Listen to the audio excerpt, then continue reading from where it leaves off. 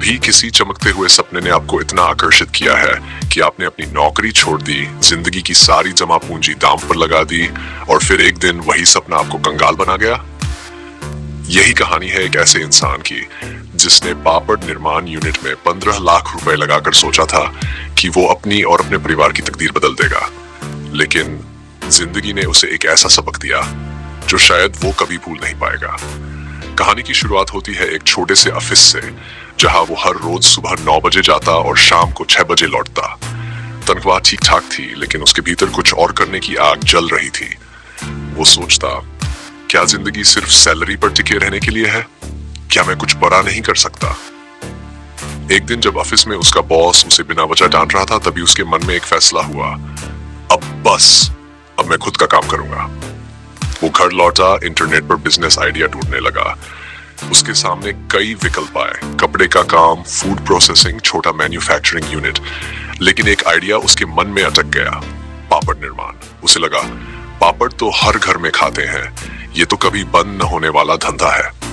आप बताइए, क्या आपने भी कभी किसी आइडिया को सुनकर ऐसा महसूस किया है कि बस यही सही है? नीचे कमेंट में लिखिए हाँ या ना। अब उसने बिजनेस प्लान बनाना शुरू किया। सबसे पहले उसने मशीनों की कीमत जानी, फिर रॉ मटेरियल, उड़द की दाल, मसाले, पैकेजिंग और लाइसेंस की प्रक्रिया। उसने हिसाब लगाया, 15 लाख रुपए में मैं ये काम आसानी से शुरू कर सकता हूँ। वो पहले से नौकरी कर रहा था, थोड़ी बचत थी। कुछ पैसे रिश्तेदारों से लिए और कुछ बैंक से लोन के जरिए। धीरे धीरे उसके सामने पूरा खाका तैयार हो गया। नौकरी छोड़ने का दिन भी आ गया। वो जब ऑफिस से आखिरी बार निकला तो चेहरे पर आत्मविश्वास और आंखों में चमक थी। उसे लगा अब जिंदगी उसकी मुट्ठी में है। जगह तलाशने में उसे 2 हफ्ते लगे। शहर के बाहरी इलाके में एक जगह मिली जहां किराया कम था। उसने मशीन लगवाई, कुछ लोगों को ट्रेनिंग पर रखा और पापड़ बनाना शुरू किया। पहले कुछ हफ्तों में सब अच्छा लग रहा था। मशीनें चल रही थी, स्टॉक बन रहा था। उसे लगता था अब तो बस मार्केट में माल जाएगा और पैसे बरसेंगे। लेकिन असली खेल तो अब शुरू होना था। मार्केटिंग के नाम पर उसने कुछ दुकानदारों से बात की। उन्होंने कहा, भाई तू माल दे, अगर बिक गया तो पैसे देंगे। उसने भी सोचा, चलो शुरुआत में थोड़ा रिस्क तो लेना ही पड़ेगा। उसने बहुत सारा माल उधार में दे दिया। पहला महीना निकला, बिक्री के नाम पर सिर्फ वादे मिले। दुकानदार बोले, अभी स्टॉक नहीं बिका, अगले महीने देंगे। लेकिन इसी बीच किराया, बिजली का बिल और मशीन की EMI आ गई। खर्च चलने लगा, लेकिन आमदनी रुक गई। आप बताइए, क्या आपने भी कभी किसी काम में ऐसा देखा है, खर्च तो बढ़ता जाए लेकिन इनकम का नाम ना हो? नीचे कमेंट में जरूर लिखिए। दूसरे महीने उसने मार्केटिंग बढ़ाने की कोशिश की। छोटे बड़े दुकानों के चक्कर लगाए। कुछ ने दोबारा ऑर्डर दिया, कुछ ने मना कर दिया। धीरे धीरे उसे महसूस होने लगा कि मार्केट में पहले से बहुत सारे ब्रांड मौजूद हैं। पापड़ धंधा आसान नहीं था जैसा उसने सोचा था। हर महीने का खर्च 40 से 50 हजार तक पहुंच गया। बिजली, मजदूरी, पैकिंग और डिलीवरी, इनकम आधी भी नहीं थी। उसके घर वाले भी अब थोड़ा घबराने लगे। वो हर सुबह यूनिट जाता, शाम को थका हारा लौटता। वो खुद से ही सवाल करने लगा, क्या मैंने गलती कर दी? तीसरे महीने उसने नया कदम उठाया। कुछ सुपरमार्केट में प्रोडक्ट पहुंचाने की कोशिश की, लेकिन वहां से भी जवाब मिला, ब्रांड चाहिए, भरोसा चाहिए, हम नए को जगह नहीं देंगे। अब उस पर लोन की किस्तें चढ़ने लगी। हर महीने बैंक का कॉल आता, सर भुगतान बाकी है। वो कभी दोस्त से उधार लेता, कभी रिश्तेदार से, कभी खुद की बचत खत्म करता और इस तरह वो धीरे धीरे कर्ज में डूबने लगा। अगर मैं फिर से नौकरी पर लौट जाऊं तो। लेकिन उसका दिल कहता, तूने इतना कुछ दांव पर लगाया है, अब पीछे मत हट। आप बताइए, अगर आप उसकी जगह होते तो क्या करते? क्या वापस नौकरी पर जाते या आखिरी दम तक कोशिश करते? नीचे कमेंट में लिखिए, नौकरी या कोशिश। 6 महीने बाद हालात और बिगड़ गए। दुकानें पापड़ लेती तो थीं, लेकिन पेमेंट महीनों बाद आता। कुछ तो पैसे ही नहीं देते। मशीनें चल रही थी, मजदूर तनख्वाह मांग रहे थे, लेकिन जेब में पैसे नहीं थे। वो हर रात देर तक कैलकुलेटर में हिसाब लगाता, इतना खर्च, इतनी कमाई और इतना कर्ज। धीरे धीरे ये हिसाब उसे डराने लगा। फिर वो दिन आया जब बैंक ने आखिरी नोटिस भेजा। अगर उसने पेमेंट नहीं किया तो मशीनें और यूनिट जब्त कर ली जाएगी। उसे लगा जैसे जमीन खिसक गई हो। वो कुछ दिनों तक यूनिट ही नहीं गया। घर में चुपचाप बैठा रहा, कोई रास्ता न सूझा। लोग बातें करने लगे, देखो उसने तो नौकरी छोड़कर बिजनेस किया और अब कंगाल हो गया। उसके अपने ही रिश्तेदार उसे सलाह देने लगे, बेच दे सब कुछ वरना कर्ज में दब जाएगा। लेकिन उसके मन में अभी भी एक उम्मीद बची थी, शायद एक मौका और मिले तो सब ठीक हो जाए। लेकिन अब हालात हाथ से निकल चुके थे। मजदूर यूनिट छोड़कर चले गए, मशीनें बंद हो गई, रॉ मटेरियल सड़ने लगा, कुछ दुकानदार पैसे लेकर गायब हो गए और वो अकेला रह गया अपने सपनों के मलबे में। आप बताइए, क्या आपने भी कभी ऐसा किसी के साथ होते देखा है? जब लोग सफलता में साथ होते हैं और असफलता में अकेला छोड़ देते हैं, नीचे कमेंट में लिखिए हाँ या ना। अब वो धीरे धीरे डिप्रेशन में जाने लगा। नींद उड़ गई थी, सिर पर 5 लाख से ज्यादा का कर्ज था और कोई उम्मीद बाकी नहीं थी। वो सोचता, मैंने तो मेहनत की थी, फिर क्यों सब उल्टा हो गया? वो यूनिट के बाहर घंटों बैठा रहता, मशीनों को देखता और सोचता, यही तो था मेरा सपना, अब यही सब खत्म हो गया। लेकिन कहानी यहीं खत्म नहीं होती, क्योंकि कभी कभी जब जिंदगी सबसे अंधेरी होती है, तभी कोई छोटी सी रोशनी रास्ता दिखाती है।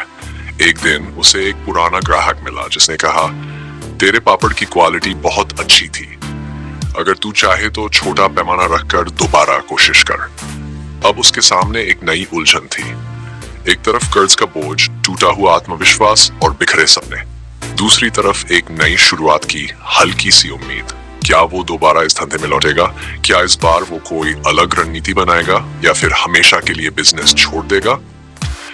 सोचिए, अगर आप उसकी जगह होते तो क्या करते? नीचे कमेंट में बताइए, दोबारा कोशिश या हार मान लेना। क्योंकि इस कहानी का अगला हिस्सा यहीं से शुरू होता है, जहां एक टूटा हुआ इंसान तय करता है कि जिंदगी उसे झुका सकती है, तोड़ नहीं सकती। क्या वो दोबारा उठ पाएगा? क्या पापड़ का यही धंधा उसकी बर्बादी का कारण बना रहेगा या अब वही उसे नई उड़ान देगा? इसका जवाब आपको मिलेगा इस कहानी के अगले हिस्से में। अगर आप जानना चाहते हैं कि आगे क्या हुआ तो नीचे कमेंट में लिखिए पार्ट 2 चाहिए। क्योंकि बिजनेस की असली सच्चाई सिर्फ चमक में नहीं, उन अंधेरों में छुपी होती है जहां से कुछ लोग हार मान लेते हैं और कुछ इतिहास रचते हैं। ये वही कपड़े होते हैं जो आम बाजार में दोगुनी या तिगुनी कीमत में बिकते हैं। आप इन्हें अपने लोकल इलाके में छोटे दुकानदारों और बड़े व्यापारियों को सैंपल दिखाकर बेच सकते हैं। लेकिन ध्यान रहे, इस काम में आपको फैक्ट्री और सप्लायर से अच्छे संपर्क बनाने होंगे ताकि आपको उधार माल मिल सके और आप ज़्यादा मात्रा में कपड़ा सप्लाई कर सकें। मान लीजिए आपने 5 अलग अलग फैक्ट्रियों से संपर्क बना लिया और हर फैक्ट्री आपको 1 लाख रुपए तक की उधारी देती है। इसका मतलब है कि आप हर हफ्ते 5 लाख रुपए तक का माल सप्लाई कर सकते हैं, यानी महीने में 20 लाख की सेल। अगर सिर्फ 5% का मुनाफा भी होता है तो आपकी महीने की कमाई 1 लाख रुपए और साल की कमाई 12 लाख रुपए हो सकती है। अब आप एक छोटे व्यापारी नहीं, एक मजबूत सप्लायर बन चुके हैं। इस लेवल पर आप अपने आसपास के 10-12 जिलों में भी सैंपल दिखाकर माल सप्लाई कर सकते हैं। आपके पास में अब पैसा भी है, अनुभव भी है और मार्केट में भरोसेमंद पहचान भी। इस व्यापार की सबसे अच्छी बात यह है कि आप इसे बिना किसी दुकान के सिर्फ एक मोबाइल और इंटरनेट की मदद से शुरू कर सकते हैं। Facebook market place, Instagram page, WhatsApp status, ये सारे टूल्स आपके लिए एकदम मुफ्त हैं। आप हर प्रोडक्ट की फोटो डालिए, रील्स बनाइए और आसपास के दुकानदारों को दिखाइए कि सीधे फैक्ट्री से थोक दाम में क्वालिटी की गारंटी। ये शब्द ग्राहकों का भरोसा जीतते हैं। कई लोग ऐसे हैं जिन्होंने इसी तरह की बिक्री शुरू की और कुछ ही महीनों में हजारों की कमाई करने लगे। जब आप थोड़ा आगे बढ़ जाते हैं तब आप चाहे अपना एक छोटा सा ब्रांड बना सकते हैं। इसमें कोई भारी खर्चा नहीं आता, बस कपड़ों पर अपना टैक्स लगवाइए जो आमतौर पर 2 से 5 रुपए में मिल जाता है। इससे ग्राहक को लगेगा कि आप एक प्रोफेशनल सप्लायर हैं। आप धीरे धीरे अपना पोर्टफोलियो बढ़ा सकते हैं। बच्चों के कपड़े, कॉलेज स्टूडेंट के ट्रेंडी आउटफिट्स, महिलाओं के पार्टी वियर और पुरुषों के ऑफिस वियर तक। जब आपके पास में वैरायटी होगी तो ग्राहकों की पसंद के अनुसार आपको सेल भी मिलती जाएगी। और जैसे जैसे आपका नेटवर्क बढ़ेगा आप खुद एक मिनी होलसेलर बन सकते हैं। आप नए रिटेलर्स को जोड़ सकते हैं जो आपके माल को आगे बेचें और आप उन्हें थोक रेट पर माल दें।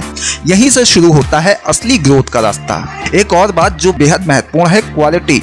यदि आप अच्छे कपड़े नहीं बेचेंगे तो ग्राहक वापस नहीं आएगा।